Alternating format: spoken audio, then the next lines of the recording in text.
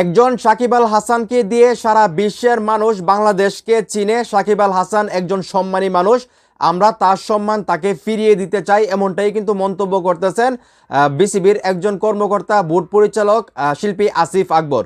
উনি কিন্তু সাকিব আল হাসানকে নিয়ে অনেকগুলো স্টেটমেন্ট দিয়েছেন, যেখানে উনি বারবার বলতেছেন সাকিব আল হাসানকে দেশে ফিরিয়ে আনার জন্য উনি চেষ্টা করতেছেন বা বোর্ড সরকারের সঙ্গে কথা বলতেছেন। তো আজকে উনি যে কথাগুলো বলছে সেই কথাগুলো আমি আপনাদেরকে পড়ে শোনাচ্ছি। তার আগে একটাই রিকোয়েস্ট, আপনি যদি এই চ্যানেলের নতুন হয়ে থাকেন অবশ্যই চ্যানেলটা সাবস্ক্রাইব করবেন এবং সাকিব আল হাসানের বক্তব্য হয়ে থাকলে অবশ্যই ভিডিওটা শেয়ার করবেন। তো আসিফ বলতেছে, ক্রিকেটার সাকিবকে আমরা বাংলাদেশ দলে চেয়েছি এবং তার মতো একজন ব্র্যান্ড বাংলাদেশকে এত দিয়েছে, সারা বিশ্বে তাকে দিয়ে বাংলাদেশকে বেশি চিনে।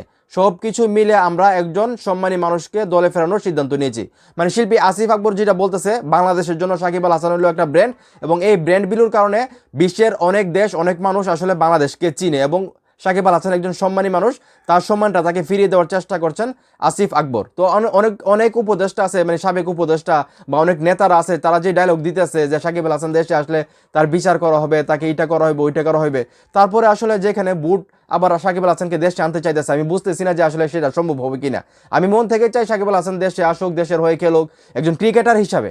তো সেইখান থেকে আসলে দেশের যে পরিস্থিতি, সাকিব আল হাসানকে সত্যি সত্যি আসলে বাংলাদেশে আনা সম্ভব কিনা আমার আসলে মাথায় আসতেছে না। এখন এই মুহূর্তে যারা বিশেষ করে সাকিব আল হাসানের ভক্ত আছেন, আপনারা কি চান যে সাকিব আল হাসান দেশে ফিরে আসুক এবং দেশের যে বর্তমান পরিস্থিতি সেইখান থেকে কি আসলে সাকিব আল হাসান দেশে ফিরতে পারবে, দেশের হয়ে আসলে উনি কি ক্রিকেট খেলতে পারবে?